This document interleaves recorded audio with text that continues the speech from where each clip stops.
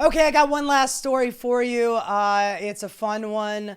Charlie Kirk, if you're not familiar with him, he is the leader of Turning Points USA. It's a very conservative little group that, Charlie Kirk has been doing this for years where he goes to colleges and he debates 19-year-olds with blue and pink hair. And, you know, he's got his talking points, and that's why the nickname is not. They've got a lot of nicknames for Turning Point USA. I call it Talking Point USA because it's just Republican talking points over and over and over again. And one of Charlie Kirk's favorite questions that he always starts off with is, "Hey, can we agree on what a woman is?" Yeah, man, that's how you start a debate. What's a woman? Yeah, him and Matt Walsh. What's a woman? Jesus Christ, man. Anyway, Charlie Kirk, he's heads up Turning Point USA, and recently he went to a debate in Cambridge in the UK. So he's gone from going to just like regular state schools where he's talking to 19-year-old college kids, and now he's talking to college graduates at Cambridge, and he gets his cheeks clapped pretty damn hard. Without any further ado, let's take a look at this thing. Um, I there's this young woman here who is British, and before I get into it, I love the way she's dressed. She is an English woman, but she happens to be wearing a sweatshirt with the American flag on it, so she's kind of already starting to troll Charlie Kirk on this. But anyway, let's hear what she has to say. So I'm a feminist. My question is about the role of women, though. What should women's role in public and private life look like, and what are the material benefits of that? Well, thank you for that. Can I take it? I don't even want to take this detour, but can we both agree on what a woman is? Yeah. Yes, he does want to take this detour. It is his favorite question. An adult human female, it's a biological state of being that is also socially experienced. Can I please elucidate just one example of that social experience? Yeah, I was going to answer your question, but sure, go ahead. Yeah, okay. So let's say you're a member of a tribe, and that in that tribe, you have the biological female anatomy, and in order to become a woman in that tribe, you have to also get a tattoo. That's a social experience that's mapped onto biological reality. So can a woman have a prostate? Can a woman have a... Quick answer. Yes, she can. Thank you. End of story. Moving on. Republicans are constantly having this goddamn debate all the time. And they know it's frustrating. That's why they do it. There is a difference between sex and gender, biological sex and gender. Gender is a social construct. It's like being a person of color. If you're black, you're not black. You are some shade of brown. If you are a Latin person, you are some shade of light brown. It is a social construct. Back in the day, when Irish people were coming here back in the late 1800s, they used to use the N word in regards to those people. Nowadays, Irish people are just white. Italian people used to not be white, but now they're considered to be white. So this is gender is a construct very much the way that whiteness is a construct. It is a movable thing.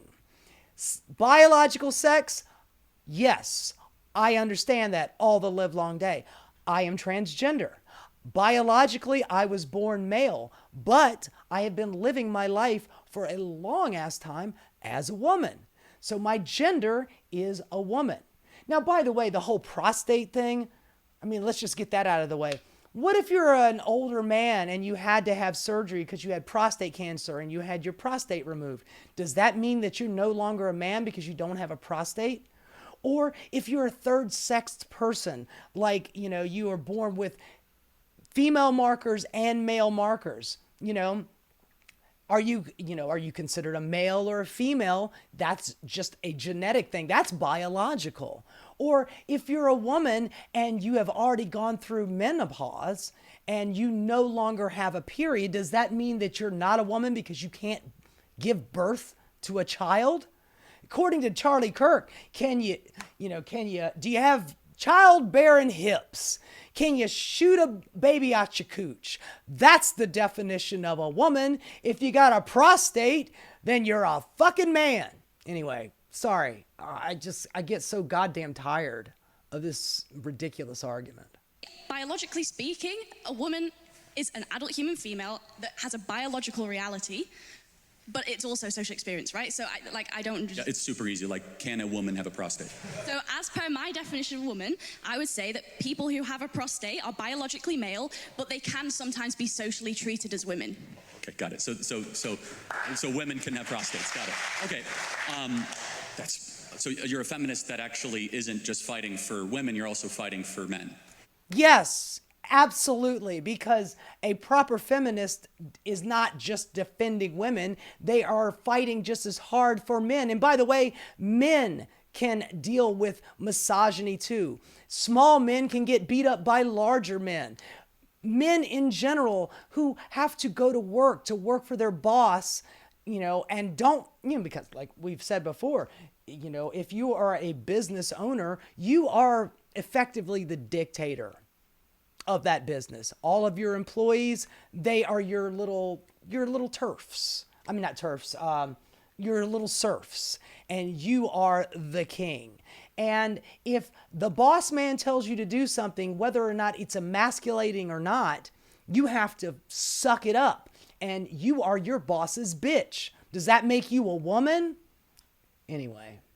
Oh, yes, yeah. Men also experience harms from patriarchy, but I argue... We're talking about the same feminism, though, just make sure. Yeah, sure, go ahead. So men also experience harm from patriarchal domination, but I would argue that those harms come from that system of domination itself. In the same way, for example, this isn't a threat, but if I reached across and punched you in the face, then my hand might hurt, right? So are we understanding that there are, patterns of power? So I would also fight for the rights of men as a feminist, just as I would fight for the rights of women. Sure. Do you think women are happier than they were 40 years ago?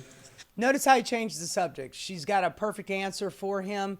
He's got really nothing to say about that. Okay, let's shift topics to one of his other favorite ones, that women are no longer happy. I think I would have a few responses to that. I think that women report more stress and dissatisfaction today because, not because they have more rights or because of feminism, but because they're under dual pressure to both excel professionally and also because of the domestic labor in homes that is structured around outdated expectations. So, for example, studies like the OECD's Better Life Index show that women's life expectancy, education levels, professional achievements have risen in countries with higher gender inequality. So I would argue that what you're calling unhappiness is actually visibility, because now we hear women expressing dissatisfaction, whereas in the 50s, we prescribed them Valium and we lobotomized. Damn, that's a smackdown.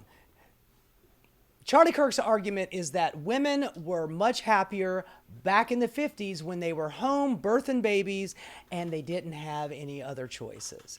Meanwhile, like she said, they were sucking down Valium, and not all of them, but some of them were not very happy. And, way back in the day, they would say that a woman is hysterical, and they would lobotomize women if they were just too hysterical. I think it was Freud who did an experiment, or it was one of Freud's contemporaries, saying that hysterical women needed some kind of stimulation to not be hysterical.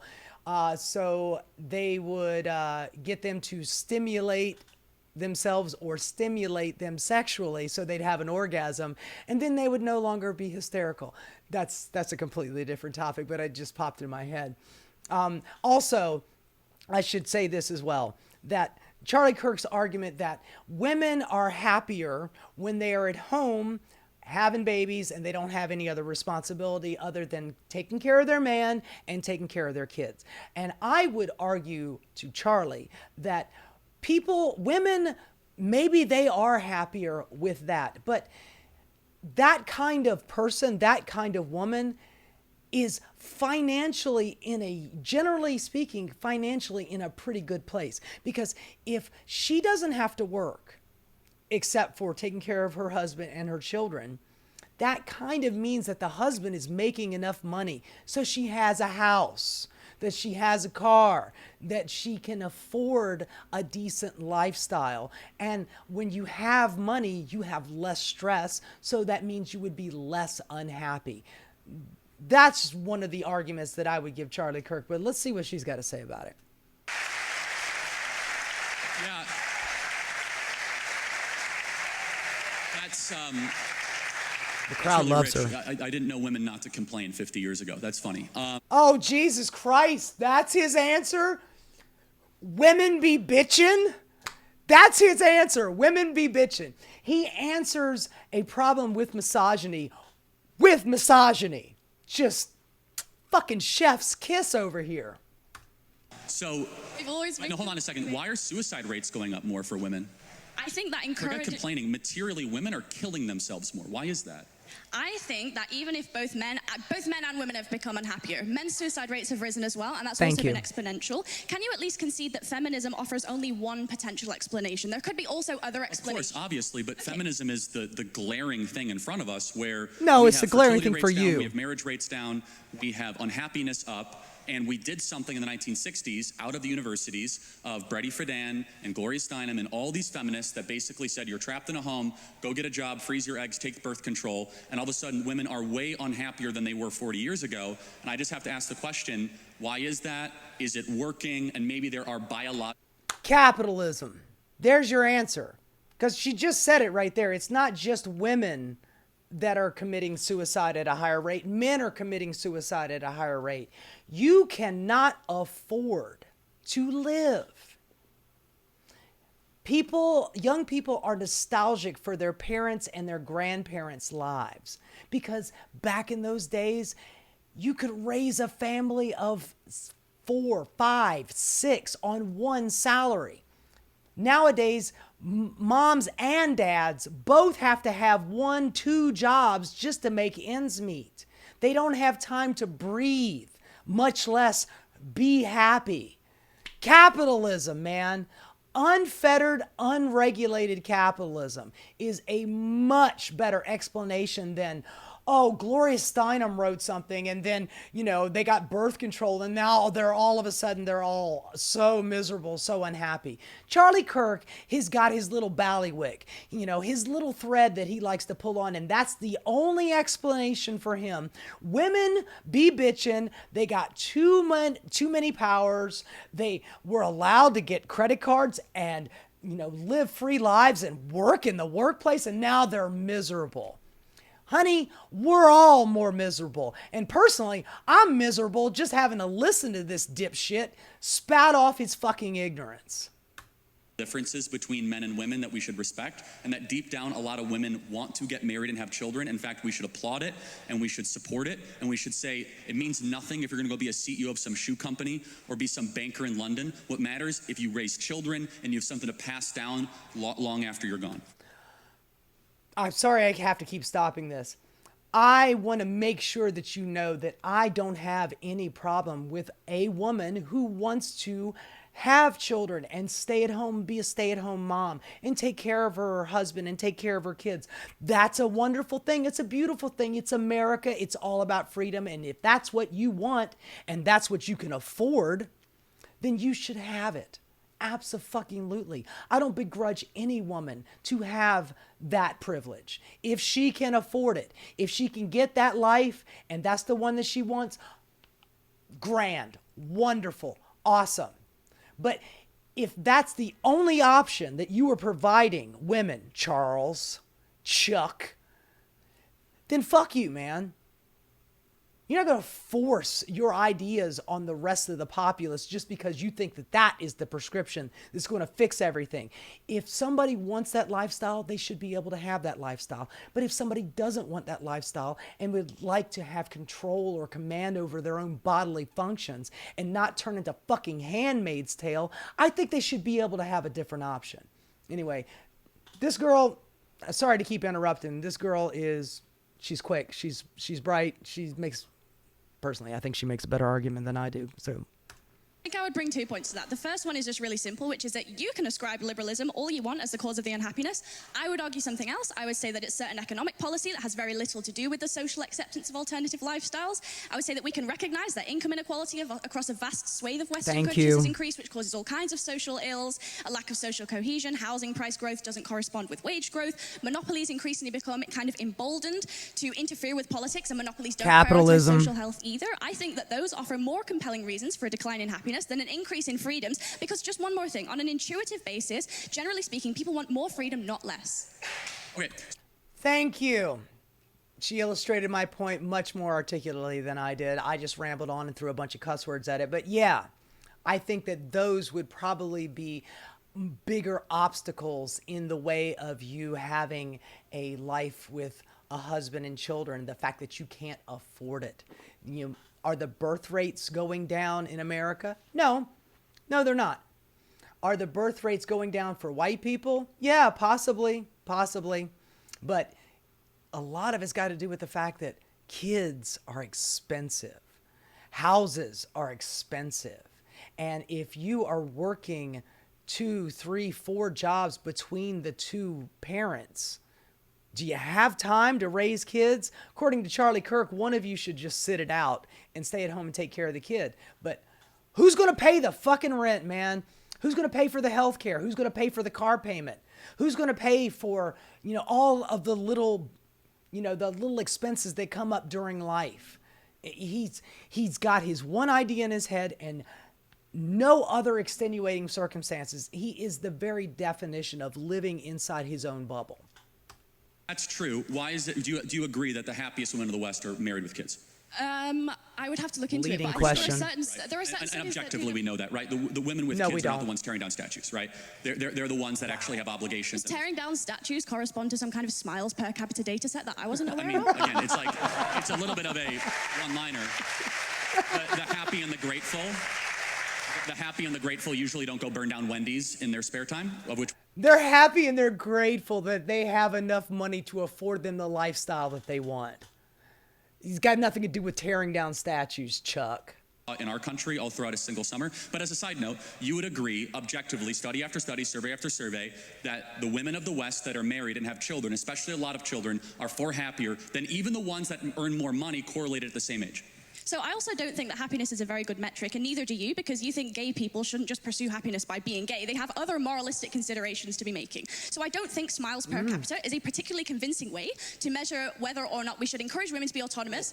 I think we should maximize agency within a fair system that has reasonable parameters because it's expedient, it's good for the economy, it's logical, it's the moral thing, because if we can't prove the material harms, we shouldn't discourage it. And also self-reported studies is a really flawed way to do psychology. It's the week before my university exams right now, and I'm standing here explaining the basic methodology behind survey collection in sociology, which you don't even think is a real subject, to Charlie Kirk. If I took one of those surveys right now, I'd check extremely miserable, but so would a Palestinian child who's been torn to smithereens. How are we going to measure? You would say extremely miserable? No, I'm kind of making a joke. No, I mean, but she's making a joke about having to talk to this fucking moron, and she's fucking miserable about it.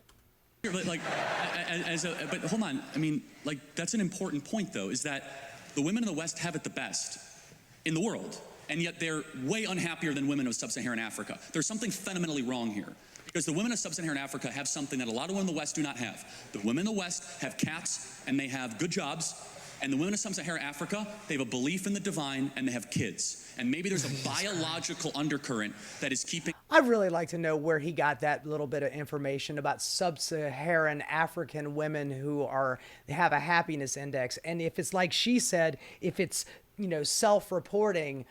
I find that really interesting. What kind of survey questions were asked of these sub-Saharan African women? I'd really like to know this. He's just pulling this thing out of his ass without absolutely any fucking proof. He's just stating it as it is a fact. Like he was stating that, women of the West, are, happiest when they have kids. He's just stating it as a fact without actually having to prove any of it. Women from realizing their full potential. And so without reading your phone and just connecting. I'm not really reading my phone. Well, it's fine. Sure, then you can answer without it. Fair enough. Would you agree that it's a good thing that more women get married and have children in the West? I would ask you, would you say that a sub-Saharan African woman who's experienced female genital mutilation and checks extremely happy in a survey, and I also would check extremely happy in a survey, who do you think would be objectively more happy, even if they both check the same answer? No, again, so I fully, if you want to talk about how Islam mistreats women, we could talk all day long. No, she did not bring up Islam. You just brought up Islam, Charles. You did. Because you want to talk about it. You would love to get off of this subject about women's happiness and the fact that money and capitalism, unregulated, unfettered capitalism, is just taking money out of regular people's pockets, and they can't afford to live the lifestyle that you're preaching over here, Charles. So he's desperately trying to change the subject, and he would love to talk about some Muslim shit. By the way, Muslims did not come up with genital mutilation. That shit has preceded Christians coming to Africa, Muslims going to Africa. Women's genital mutilation has been around for hundreds and hundreds of years. And by the way, before you get all indignant, by the way, I don't want anybody's genitals to be mutilated, but before you get really indignant about it, Charlie Kirk there, understand this.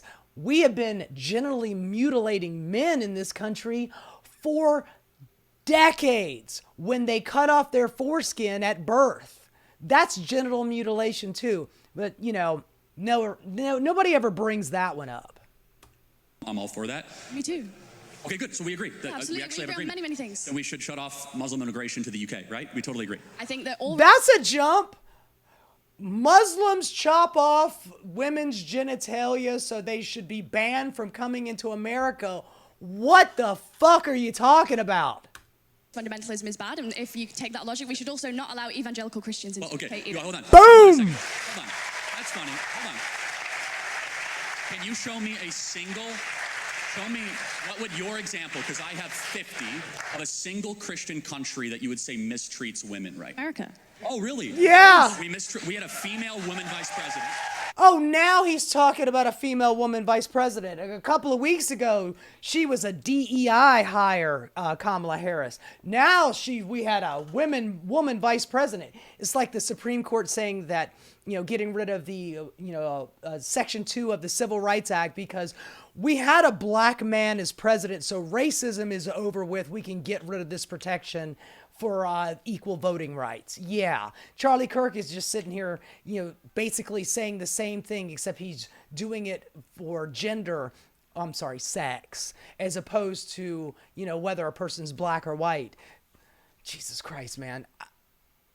Goddamn, he says a lot of words, but he's still not saying anything. He's just a talking point machine.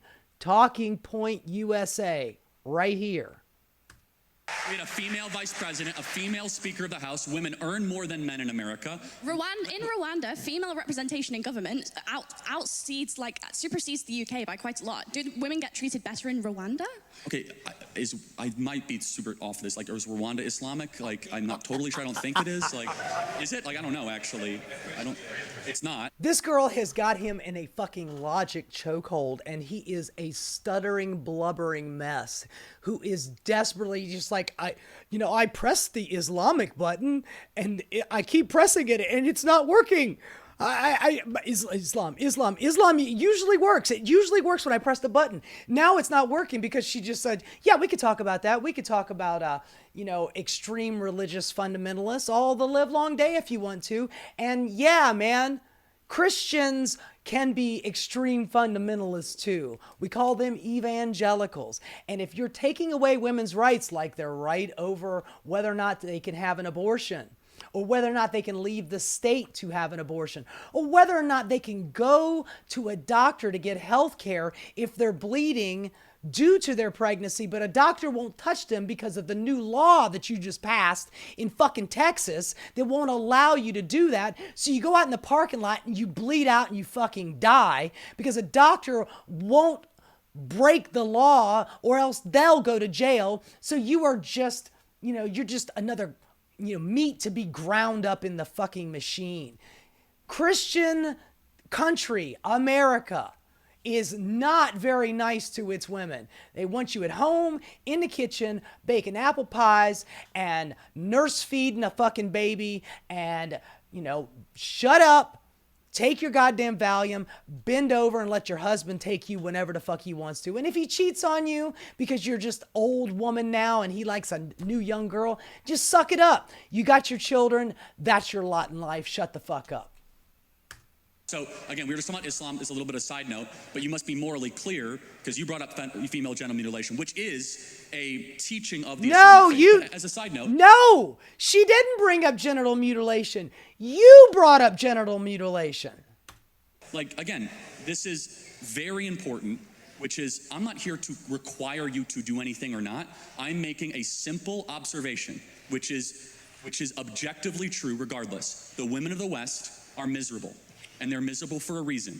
Because we've told them to suppress how they are made by God and pursue something else and get a bunch of trinkets and get a bunch of promotions, and they end up at 38 years old. By the way, collecting trinkets and working in the workplace, that is what Charlie wants for the men folk. And when a woman is doing that, they're taking away men's ability to get the house and the car and the trinkets. A woman's lot in life is to shut up and have babies, not to choose to live a life that you want to as a free person in America. Big flat in London, and they're miserable. And we should tell them to stop freezing their eggs and start finding their partner earlier and have lots of babies. Yeah, okay, I think I'd bring two just final points to this. First one is just really intuitive, right? Which is that if you actually care about women's happiness, then the solution is to structurally support them. That means universal childcare, shared legally enforceable parental leave, and in Nordic countries where women have high workforce participation and also some state support, they report higher life satisfaction than in more conservative countries, including America. So if your metric is happiness, just use satisfaction surveys. You just told me they're BS. So are satisfaction surveys bullshit or not? Because you told me they're bullshit. Do you acknowledge satisfaction surveys or not? You just told me that they're BS. Do you think they're objective? We can use that as data? I don't think that yes or no? It is the only sole data set, but it is a data set that necessarily You told me they're so matters. flawed and you self-report. Okay, by the macro self-satisfaction data, I am correct. And you are right. When you have paid family leave, you are happier. I'm actually a proponent of that. At Turning Point USA, we pay for 6 months when somebody has a child. I think there's a lot of... That sounds like wokeness to me there, Charlie Kirk. You're giving women free child leave, to raise their child. He is pretending like women are the only people that are unhappy in America. Honey, everybody is unhappy in America. Whether you're Democrat or Republican, you are unhappy because your ends are not getting met. Your needs are not getting met. You can talk all the livelong day about how women are universally not happy while ignoring the fact that men are just as universally unhappy. And they're doing all the things that you want them to do. The grind set, the going out there, working, trying to collect those trinkets so you can get yourself a wife as an accoutrement to fill your house or to be a seat cover in your brand new Bugatti. And you want them to be able to make some fucking babies. And I am man, I have wife, I have kid, I have house, I have car, I have job. They're just a little adjunct to the man's life. But yet, men can't get that either. And therefore, they are miserable too, Charlie. Anyway, I'm just kind of curious to see what she's got to say about this. We can have on that. We need to encourage having more children. I think the Hungarian child policy is phenomenal. We should look at that because the greatest thing that is plaguing the West is we're not having enough kids. And it's not just bad because we won't have a future. It's also bad because the present is awfully miserable for... By the way, Hungary's child population, white child population, it's going down too. This is not the model. Forcing people to have babies is not the model. It's not making the population happen. You can allow immigrants to stay here and they have to, look, this is how it works. First generation people come in here into our country and they do the hardest jobs. They do the manliest of manual labor. They work the shit gigs.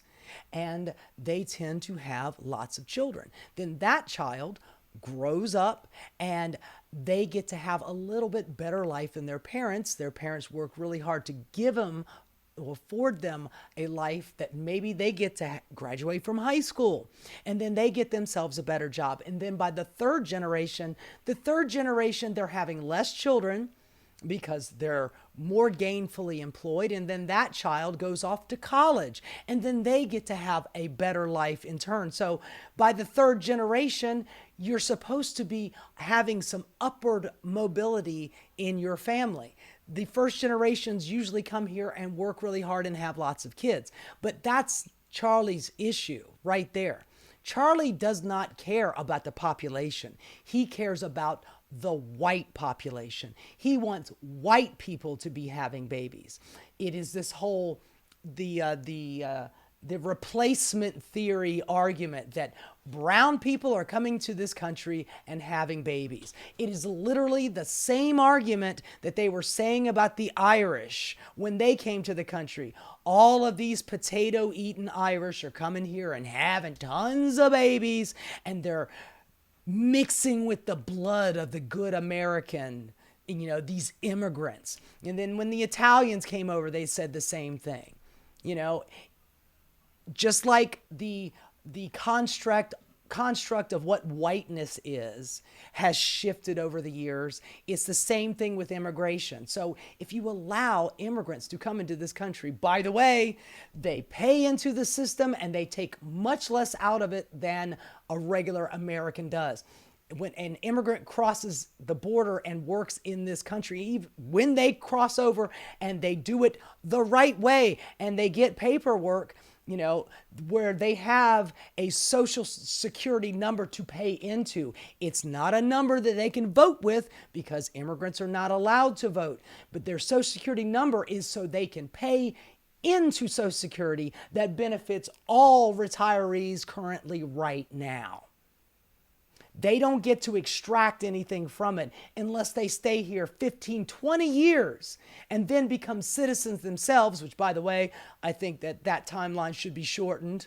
Honestly, I think if you're in this country living and working as a productive, person in the community for 10 years in this country, I think that they should allow you to take your test to become a citizen. Personally, I think that would be the right thing to do. 10 years, for God's sakes, that's a long ass time. You're jumping through a lot of hoops and you're doing all of the right things and you're not committing any crimes and you're gainfully employed and you're paying into the system. You should get to reap some of those benefits just like the rest of us do.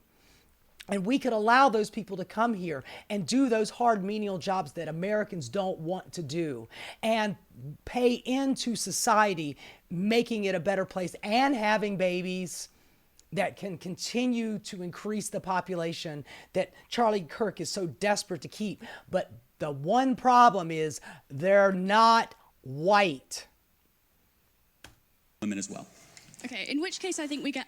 Do I start bringing this to a close, please? Okay, I think just one final thing, which is that in which case we get to a really interesting argument about what parts of womanhood can be demarcated to the social and what kinds of womanhood can be demarcated to biological. So, for example, my anatomy is demarcated to the biological, but the fact that I might potentially be a better nurturer than a man, I would demarcate that to the social, you might demarcate that to the biological, in which case we have differing moral scales of value.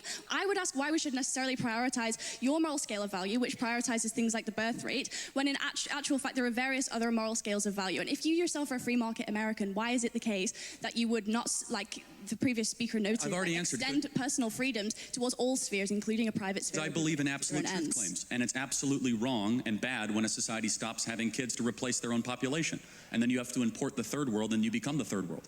It's bad. Oh my God. Oh my God. Oh my God. He literally said the thing that I was chastising him for. You're importing brown babies into this country, and they're not white. That's his issue, man. I mean, just let's fucking just put a little racist button on the end of that. We're having to import our babies, our, not good American white babies, but importing brown babies. Jesus Christ. Anyway, I don't really want to go on with this. Goddamn, listening to this guy just makes you want to, bash my head into a wall. But anyway,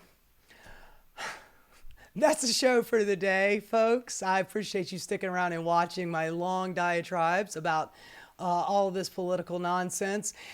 I appreciate you doing that. And if you wouldn't mind, please, yet again, liking and subscribing. It really helps me out.